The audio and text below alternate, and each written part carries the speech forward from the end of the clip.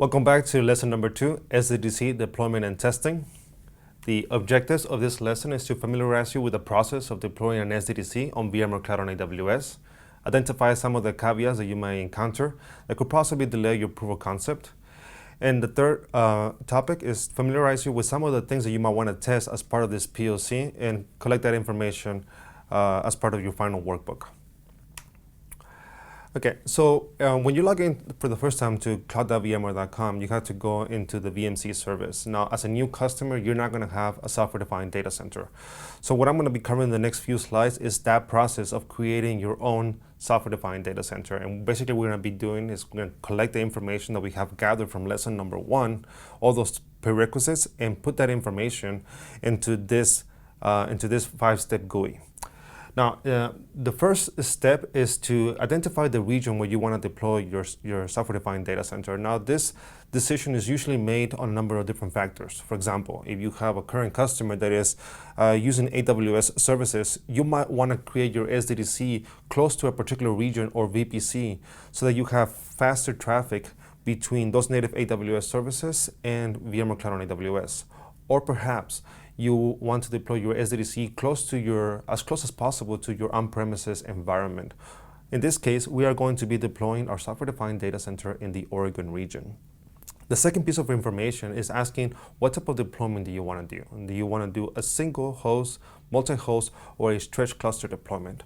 Now, this is information that you need to have prior to deploying your software-defined data center.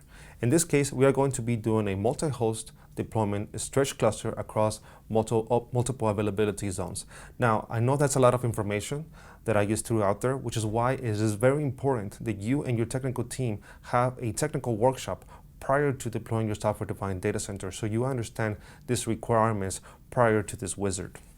Now, if for some reason you managed to enter the wrong information, for example, you entered a wrong region, or maybe you didn't want to have a stretch cluster configuration, you wanted to have a cluster just relying on one availability zone, then unfortunately there's no way to change the configuration once the SDDC has been deployed. So again, make sure that you have the right information prior to you entering it into the wizard, as the only way to fix such mistake is to destroy the SDDC and recreate it, which will delay your proof of concept.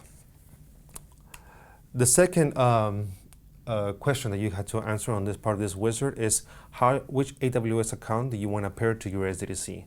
Now, having an AWS account, it's mandatory up to 14 days, meaning that if your POC is going to last less than 14 days, you don't need an AWS account. But I would recommend to you that you have an AWS account regardless, because if for some reason your POC extends further than 14 days, you don't want to be stuck scrambling to get an AWS account. Having an AWS account is free. You only get charged if you're starting to consume AWS services. For those customers that are running a current AWS account, you might have multiple AWS accounts. So make sure that you have the right AWS account that you want to pair to your SDDC, as we're going to be using this information to pair your VPC and subnets into your software-defined data center. And as it is in step number 1, if you make a mistake on your AWS account and for some reason you put in the wrong AWS account, there is no way to change this once your SDDC has been deployed. You will have to destroy your software-defined data center and recreate it. So again, make sure that you have the right AWS account. The third step is choosing the VPC and subnet that you want to pair for your SDDC. And this list is usually populated based on the AWS account provided on step 2 and the region we chose to deploy our software-defined data center. In this case, when I go to this drop-down window, I'm going to see the VPCs and subnets available in the Oregon region based on the AWS account that I have provided. Now, depending on the type of deployment that you're going to be doing, in this case, we have chosen to deploy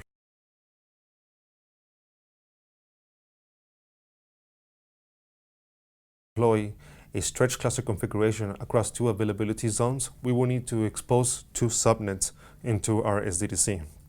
So again, it is very important that you have a technical workshop with your team prior to you deploying your software-defined data center so you don't get blindsided by these requirements.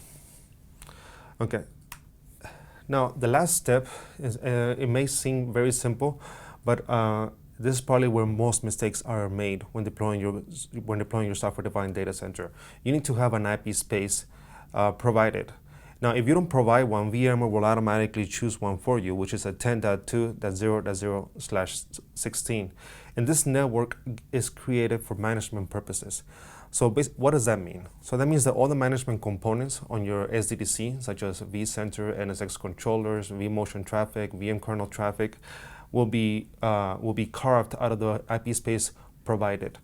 So again, it is best practice that you provide this space and don't let VMware use the default. Because if for some reason there's an IP overlap between your SDDC on VMware Cloud on AWS and the IP space used on your on-premises environment, you will not be able to do some use cases such as IPsec VPN, hybrid link mode, HCX, and many more.